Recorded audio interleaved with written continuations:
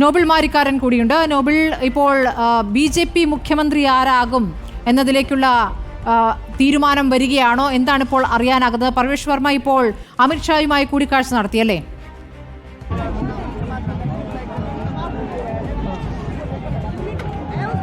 BJP സംബന്ധിച്ച് ഇനിയിപ്പോൾ പർവേഷ് വർമ്മ തന്നെ മുഖ്യമന്ത്രി സ്ഥാനത്തേക്ക് എത്താനുള്ള സാധ്യതയാണ് ഉള്ളത്. കാരണം ആം ആദ്മിയുടെ കൺവീനറും അതോടൊപ്പം തന്നെ മുൻ മുഖ്യമന്ത്രിയുമായ അരവിന്ദ് കെജ്രിവാളിനെ പരാജയപ്പെടുത്തിയ പശ്ചാത്തലത്തിൽ അദ്ദേഹത്തിന് തന്നെ മുഖ്യമന്ത്രി സ്ഥാനത്തേക്ക് എത്തിയാനുള്ള സാധ്യതകളാണ് ഉള്ളത്. ഇന്നിപ്പോൾ കേന്ദ്ര നേതൃത്വവുമായി അദ്ദേഹം കൂടിക്കാഴ്ച നടത്തി എന്ന വിവരവും ഇതുമായി ബന്ധപ്പെട്ട് പുറത്തേക്ക് വരുന്നുണ്ട്. അടുത്ത ദിവസം നരേന്ദ്രമോദി അമേരിക്കയിലേക്ക് പോവുകയാണ്. അതിനു മുൻപ് എന്താണെങ്കിലും പുതിയ സർക്കാരിന് സത്യപ്രതിജ്ഞ ഉണ്ടാകും എന്നാണ് നമ്മൾ പ്രതീക്ഷിക്കുന്നത്. അങ്ങനെയാണെങ്കിൽ ഒരുപക്ഷെ ഇന്നോ അല്ലെങ്കിൽ നാളെയോ ആ പ്രഖ്യാപനം ഉണ്ടാകും എന്നാണ് നമ്മൾ കരുതുകയും ചെയ്യുന്നത്. BJPയെ സംബന്ധിച്ചിടത്തോളം വലിയ വിജയമാണ് ഇപ്പോൾ ഉണ്ടായിരിക്കുന്നത്. സ്വാഭാവികമായും 27 വർഷങ്ങൾക്ക് ശേഷം ഉണ്ടായ വിജയം വലിയ രീതിയിൽ തന്നെ ആഘോഷിക്കുന്ന ഒരു കാഴ്ചയാണ് ദില്ലിയിലെ BJP ആസ്ഥാനത്ത് മുൻപിൽ നമുക്ക് കാണാൻ കഴിയുന്നത്. നിരവധി പ്രവർത്തകർ ദില്ലിയുടെ വിവിധ ഭാഗങ്ങളിൽ നിന്ന് ഇവിടെ എത്തിക്കൊണ്ട് കൊടികളും അതോടെ പടക്കം പൊട്ടിച്ചൊക്കെ അത് വലിയ രീതിയിൽ ലഡു വിതരണം ചെയ്തൊക്കെ അത് വലിയ രീതിയിൽ തന്നെ ആഘോഷിക്കുന്നു എന്നാണ് ഏറ്റവും പ്രധാനപ്പെട്ട കാര്യം. എന്താണെങ്കിലും പർവേഷ് വർമ്മ തന്നെ മുഖ്യമന്ത്രി സ്ഥാനത്തേക്ക് എത്താനുള്ള സാധ്യത തന്നെയാണ് ഈ ഘട്ടത്തിൽ ഉള്ളത്. അതുമായി ബന്ധപ്പെട്ട ചർച്ചകളാണ് BJPക്ക് നടക്കുന്നത് എന്നാണ് നമുക്ക് അവിടെ നിന്ന് വിവരവും ലഭിക്കുന്നത്.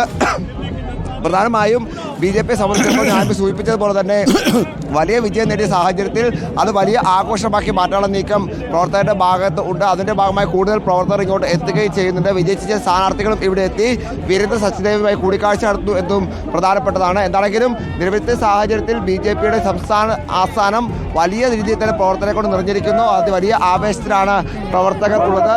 इस बार क्या कहना चाहता है? ये जो जीत है राष्ट्रवाद की जीत है। जिस तरीके से केजरीवाल ने नक्सलवादी विचारधारा को दिल्ली में बना रखा था, तो अब सब खत्म हो चुका है। दिल्ली की जनता ने कह दिया है कि देश के अंदर, दिल्ली के अंदर हर जगह चलेगा तो केवल राष्ट्रवाद चलेगा। ये केजरीवाल तो झांकी है, ममता बनर्जी बाकी है। तो क्योंकि केजरीवाल ने जिस तरीके से घोटाला केजरीवाल जी जेल जाने की करो तैयारी, दिल्ली में आ गए भगवाधारी। വലിയ ആവേശമാണ് നമ്മൾ കണ്ടത്. ഇത്തരത്തിൽ വിവിധങ്ങളായ പ്രവർത്തകർ വൈവിധ്യങ്ങളായ രൂപങ്ങളിലൊക്കെ ഇവിടെ എത്തിക്കൊണ്ട് പ്രതിഷേധിക്കുന്നുണ്ട്. കേജ്രിവാളിൻ്റെ നാട് കടത്തുന്നതുമായി ബന്ധപ്പെട്ട് നാടകമടക്കം ഇവിടെ നേതാക്കളും ഒക്കെ പ്രവർത്തിക്കുന്ന നമ്മൾ കണ്ടത്. ഇതിപ്പോൾ വിജയിച്ച ഒരു MLA ഇവിടെ എത്തി നേതാക്കളെ കണ്ട് മടങ്ങുന്ന കാഴ്ചയാണ് കാണുന്നത്. BJPയുടെ പല MLAമാർ വിജയിച്ച പല സ്ഥാനാർത്ഥികൾ ഇവിടെ എത്തി നേതാക്കളുമായി കൂടിക്കാഴ്ച നടത്തുകയൊക്കെ ചെയ്യുന്നുണ്ട്. എന്താണെങ്കിലും BJPയെ സംബന്ധിച്ച് നേടിയിരിക്കുന്ന ഈ വിജയം അത് പരമാവധി ഒരു ആഘോഷമാക്കി മാറ്റുകയാണ് നേതാക്കൾ. मोदी जी की मैजिक चला है। आज उनकी मोदी जी गारंटी पूरे देश में लोकप्रिय है। दिल्ली में भी मोदी जी गारंटी उन्होंने आके व्यक्तिगत रूप से गारंटी दी है।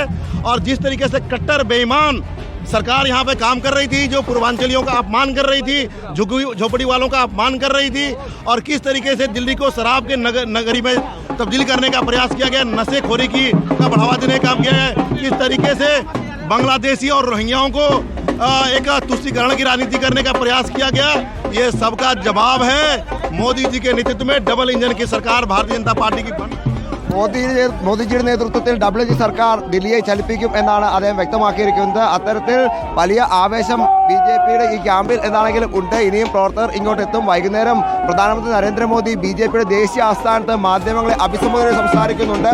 അപ്പോഴും പ്രവർത്തകരുടെ നീണ്ടതിൽ ഉണ്ടാകും എന്നാണ് നമ്മൾ പ്രതീക്ഷിക്കുന്നത്. എന്നാണെങ്കിലും വിവിധ ബാൻഡ് മേളങ്ങളുടെയൊക്കെ സാന്നിധ്യത്തിലാണ് BJPയുടെ സംസ്ഥാന ആസ്ഥാനത്ത് ആഘോഷങ്ങൾ പൊടിപൊടിക്കുന്നത്. പർവേഷ് വർമ്മ തന്നെ മുഖ്യമന്ത്രി സ്ഥാനത്തേക്ക് എത്തും എന്ന പ്രതീക്ഷയാണ് ഇവിടെ എന്താണെങ്കിലും ചില നേതാക്കളെങ്കിലും പങ്കുവയ്ക്കുകയും ചെയ്യുന്നത്. സ്മൃതി, മോദി ഗ്യാരണ്ടിയുടെ വിജയം എന്നാണ് ഇപ്പോൾ പറയുന്നത്. എങ്ങും ആഘോഷമാണ്, ആഹ്ലാദ പ്രകടനമാണ്. BJP അവിടെ നക്സൽബാരി പരാജയപ്പെട്ടു എന്നൊക്കെയാണ് പറഞ്ഞത്.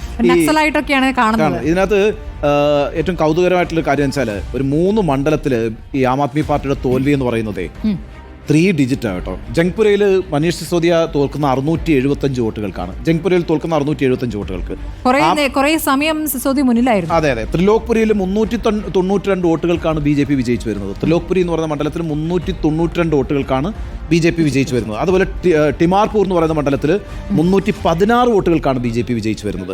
അതേപോലെ തന്നെ രാജേന്ദ്ര നഗറിൽ 1231 വോട്ടുകൾക്കാണ് വിജയിച്ചു വരുന്നത്. മാളവിയ നഗറിൽ 1971 വോട്ടുകൾക്കാണ് വിജയിച്ചു വരുന്നത്. ഒരു 5 മണ്ഡലം എടുത്ത് നോക്കിയപ്പോൾ ഈ 2000-ന് 3 ഡിജിറ്റിൽ 3 മണ്ഡലം 3 ഡിജിറ്റിൽ 3 മണ്ഡലം നഷ്ടപ്പെട്ടു. 4 ഡിജിറ്റിൽ അതായത് 1900 1200 വോട്ടുകൾക്ക് 2 മണ്ഡലങ്ങൾ നഷ്ടപ്പെട്ടു. വളരെ ടൈറ്റ് ആയിരുന്നു മത്സരം, ഒരു സംശയവും വേണ്ട. BJPയെ സംബന്ധിച്ചിടത്തോളം ഓരോ മണ്ഡലത്തിലും ആം ആദ്മി പാർട്ടിയായിട്ട് നന്നായിട്ട് ഫൈറ്റ് ചെയ്യേണ്ടി വന്നിട്ടുണ്ട്. ചില മണ്ഡലങ്ങളിൽ ഹ്യൂജ് മാർജിനാണ്.